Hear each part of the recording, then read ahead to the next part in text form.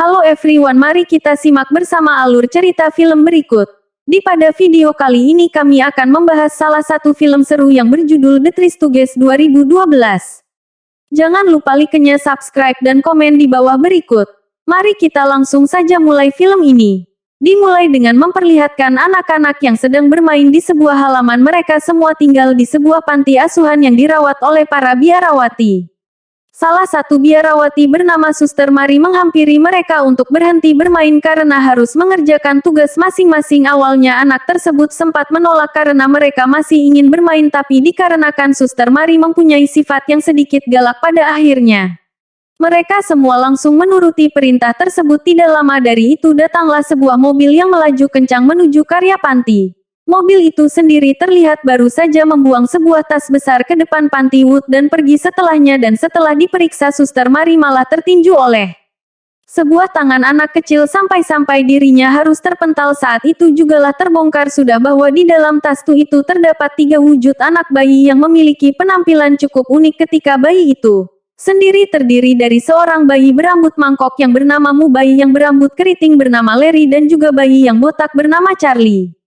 Namun ternyata setelah 10 tahun berlalu, ketiga anak bayi itu harus tumbuh besar menjadi pemicu keresahan di panti tersebut. Beberapa suster juga sudah tidak mau lagi mengurusi mereka yang nakalnya sudah keterlaluan. Salah satu contohnya adalah Suster Mari yang sedang sakit gigi. Bayangkan saja, tanpa alasan yang jelas si suster malah diikat di sebuah meja seolah Suster Mari adalah pasien yang perlu penanganan. Mereka juga berencana untuk mencabut giginya Suster Mari dengan cara membiusnya terlebih dahulu. Hanya saja biusnya bukanlah menggunakan obat, melainkan menggunakan sebuah palu yang berujung. Suster Mari harus pingsan dalam seketika akibat perbuatan tersebut. Seorang kepala suster di panti itu pun mulai menghampiri kamar mereka bertiga, ya walaupun pada ujungnya mereka semua bertindak seolah-olah tidak terjadi apa-apa. Kemudian bisa sedang makan siang, seorang suster bernama Rosemary memberitahu kepada kepala panti bahwa akan ada pasangan suami istri yang ingin mengadopsi anak dari panti ini. Atas informasi tersebutlah seorang suster bernama Ricardo langsung memberi saran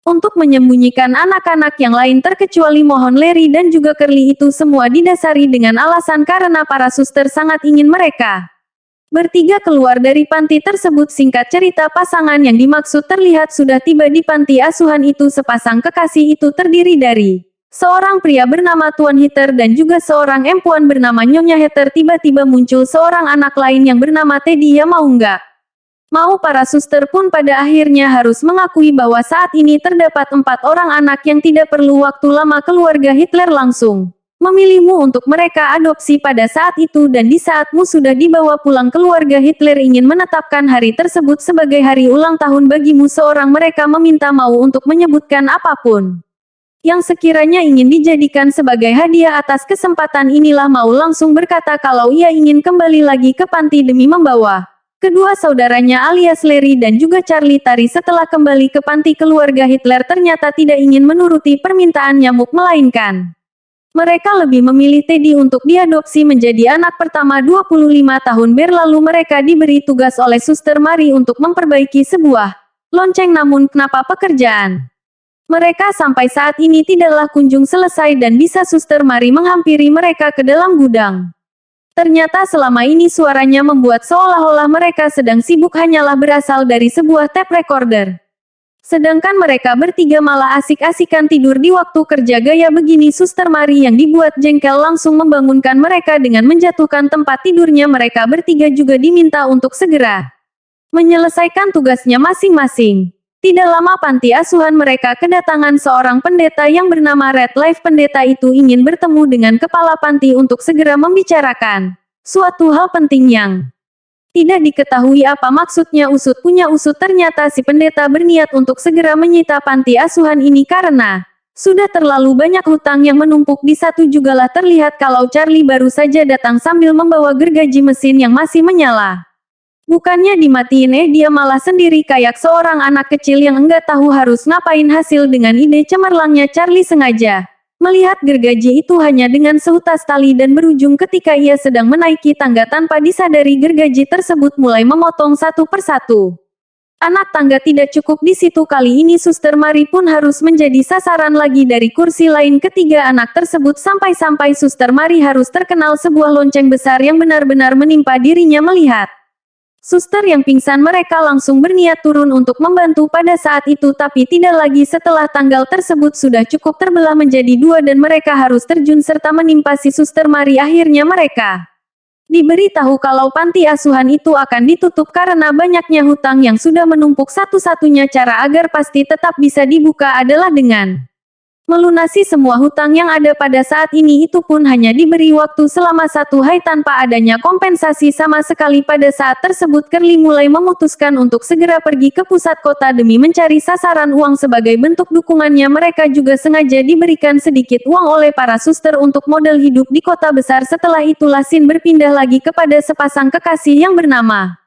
Lydia dan juga Max, yang dimana mereka berdua mempunyai niat busuk untuk membunuh suami aslinya dari Lydia. Tidak lama terdengar suara gaduh dari luar yang ternyata itu adalah Larry Mau beserta Charlie yang sedang asyik mempromosikan diri mereka demi mendapatkan sebuah pekerjaan. Dari situ Lydia sengaja datang dan menawarkan mereka bertiga sebuah pekerjaan yang katanya bisa selesai dalam 10 menit dan ternyata mereka disuruh membunuh suaminya Lydia yang tidak tahu menahu akan hal ini. Luar biasanya lagi, pada kondisi tersebut malah keluar dari dalam mobil dan mengaku bahwa ia adalah Minya Lydia. Ia sudah jelas dikarenakan baik berkata kalau ia adalah suaminya Lydia, maka keberadaannya Max pun langsung dibuat menderita pada saat itu. Alhasil Lydia yang baru saja melihat kejadian tersebut hanya bisa pergi tanpa berbicara satu kata pun, sedangkan di sisi lain Larry Mo dan juga Curly masihlah mengharapkan bayaran yang sudah dijanjikan oleh Lydia. Tidak tanggung-tanggung mereka bertiga berniat untuk mengikuti Lydia sampai ke rumahnya dan dari situlah dia mulai mendapatkan kabar yang ternyata Max tidak benar-benar meninggal melainkan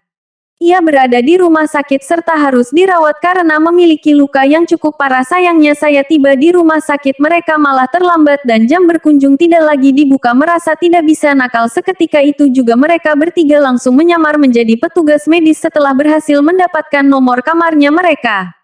Keberadaan mereka mulai dicurigai oleh salah satu resepsionis sampai-sampai mereka bertiga harus bersembunyi di suatu ruangan yang ternyata ruangan itu adalah kamar penyimpanan bayi. Staf keuangan yang melihat kehadiran mereka pun langsung menugaskan dan juga Larry untuk mengganti popok-popok bayi, dan ketika sistem keuangan mulai kembali mereka bertiga langsung kabur begitu saja dan tanpa disengaja mereka menemukan kamar dari Max sendiri agar tidak ada orang lain yang masuk. Mau malam menggunakan pasien yang lain sebagai pengganjal pintu, tapi bukannya buru-buru mereka bertiga malah keasyikan nonton TV serta tidak sadar sudah mengulur waktu. Di saat itulah Max langsung menyembunyikan dirinya setelah ia sadar bahwa kehadiran mereka bertiga akan membawa malapetaka. Sayangnya usaha mereka harus berujung pada kesiapsiagaan dan kondisi di ruangan tersebut benar-benar kacau. Tidak lama kemudian resepsionisnya tadi sengaja kembali lagi dengan membawa 2 polisi. Bahkan dalam kondisi seperti ini salah satu polisi masih sempat dibuat pingsan oleh mereka bertiga. Tidak butuh yang namanya alat kejut, cukup dengan mengandalkan setrika panas Mau mampu membuat si polisi tak berdaya sama sekali. Dijemput hariannya kali ini mereka tidak bisa lagi kemana-mana, berada di rooftop membuat ide cemerlang mulai datang secara tiba-tiba dan menyebabkan salah seorang pria harus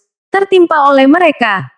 Tapi siapa sangka pria yang baru saja mereka timpa itu adalah Teddy alias teman satu panti yang sudah diadopsi oleh keluarga Hitler. Sedihnya Nyonya Heather sudah meninggal dunia akibat kecelakaan dan hanya tersisa Tuan Hitler seorang. Gara-gara pertemuan ini Feby langsung menawarkan mereka untuk tinggal di rumahnya, namun ajakan itu malah ditolak oleh Mo dikarenakan ia ingat kalau para suster sempat memberikan mereka sedikit uang. Di sisi lain fakta baru pun kembali terkuak setelah lebih menjumpai istrinya yang ternyata adalah Lydia. Tentu saja Teddy juga nggak sadar kalau istrinya itu sempat dibikin puyeng oleh Larry Mo maupun Charlie. Singkat waktu dengan modal yang ada mereka bertiga sengaja membuka usaha baru yang berkaitan dengan ikan salmon, tapi hebatnya ikan-ikan tersebut justru malah ditanam serta disirami layaknya tumbuhan. Enggak cukup sampai di situ, usaha tersebut ternyata sengaja mereka lakukan di sebuah lapangan golf yang jelas-jelas masih terdapat para pengunjung. Dari situlah karena sudah dianggap meresahkan para polisi pun datang untuk menangkap Mereka bertiga, tapi lagi-lagi kejaran itu tetap saja bisa dihindari oleh mereka yang kali ini malam masuk ke sebuah gedung dari pentas seni. Disitulah mereka saling bertengkar yang dimana kedelai bersama Larry mulai menyalahkanmu karena sudah menolak sebuah tawaran dari Teddy. Hebatnya setelah mau ditinggal sendirian ia malah mendapatkan apresiasi dari para juri. Kau sudah berada sejak pertengkaran tadi. Para juri itu menganggap kalau pertengkaran tersebut adalah sebuah pertunjukan drama komedi yang sangat-sangat membuka bagi para penonton. Ya, tidak ada yang menyangka gara-gara itulah mulai direkrut menjadi salah satu pemeran di dalam sebuah acara reality show terkenal. Ketenaran mau juga secara tidak langsung dilihat oleh Lydia yang sedang menonton TV di dalam kamar. Begitupun dengan Larry dan Charlie yang tidak sengaja melihat penampilanmu di acara TV tersebut serta membuat mereka terheran-heran. Dari sini Larry dan juga Curly tidak ingin kalah sampai-sampai mereka berusaha untuk meminta uang kepada ayahnya Teddy alias Tuhan Hater. Sayangnya Tuhan Hitler tidak bisa menuruti permintaan itu, apalagi ia mengaku kalau sekarang ini dirinya juga kekurangan uang. Di lain situasi, para pemeran yang ada di acara reality show tersebut mulai protes akan kehadiranmu yang dimana mau sendiri sudah terlalu sering bermain fisik. Berujung pada pemeran itu tidak sanggup lagi untuk berkolaborasi bersamanya. Pada saat itulah Larry beserta Curly pun datang ke lokasi untuk menjemputmu yang tidak lagi memiliki seorang teman. Sampai pada akhirnya mereka bertiga sudah tiba di kamarnya Teddy. Di situasi ini TNI pun langsung diberitahu bahwa istri beserta selingkuhannya sudah berniat jahat sedari lama. Tapi tiba-tiba Meg juga hadir di kamar itu sambil menodongkan sebuah pistol kepada mereka. Begitupun halnya dengan Tuan Hater yang baru saja datang serta menodongkan pistol ke arah Max. Hebatnya ternyata semua ini merupakan rencana jahat dari Tuan Hitler bersama Lydia yang dimana Lydia juga merupakan selingkuhannya Twitter. Dan dengan kata lain, selama ini Max hanya dimanfaatkan oleh Lydia. Lalu ayahnya Teddy bilang kalau ia bisa kaya karena sudah menikahi seorang pengacara yang tidak lain tidak bukan orang itu adalah Nyonya Eiter. Namun dikarenakan harta warisannya Hater sudah diberikan semua kepada Teddy, maka ia pun mempunyai hasrat untuk menguasai seluruh harta milik Teddy. Beruntung entah bagaimana ceritanya secara tiba-tiba Curly mengeluarkan seekor tikus dari dalam jasnya. Tergerak hal tersebut Max langsung kehilangan kendali sampai-sampai mobil itu harus tercebur ke dalam danau. Saat berhasil keluar dari dalam mobil ternyata para polisi sudah menunggu untuk menangkap Lydia beserta ayahnya Teddy yang dianggap sudah merencanakan sebuah pembunuhan. Ya, atas keputusan tersebut legalah sudah hatinya Larry, Curly dan juga yang kali ini mereka bertiga memutuskan untuk kembali ke panti asuhan kesayangan mereka. Tapi ternyata panti asuhan itu sudah jauh berbeda dari yang sebelumnya dan semua anak terlihat begitu bahagia. Seketika itu juga terkuaklah bahwa panti asuhan ini baru saja dibantu oleh salah seorang produser dari sebuah program TV dan ia juga berkata akan melakukan kerjasama dengan mereka bertiga untuk menjadi pemeran di dalam acara reality show berikutnya. Dari situlah semua pun langsung berakhir dengan bahagia. Begitu juga dengan Teddy yang sudah memiliki pasangan baru. Ya, pada intinya si film ini mengajarkan kita bahwa tidak ada yang tidak mungkin di dunia ini. Mau seberapa besar kekurangan kita, pasti di situ akan ada jalan apabila semuanya diawali dengan usaha dan juga doa. Oke everyone, mungkin segini aja pembahasan kami tentang film The Three Stooges 2012. Sampai bertemu lagi di video-video berikutnya. Terima kasih dan sampai jumpa.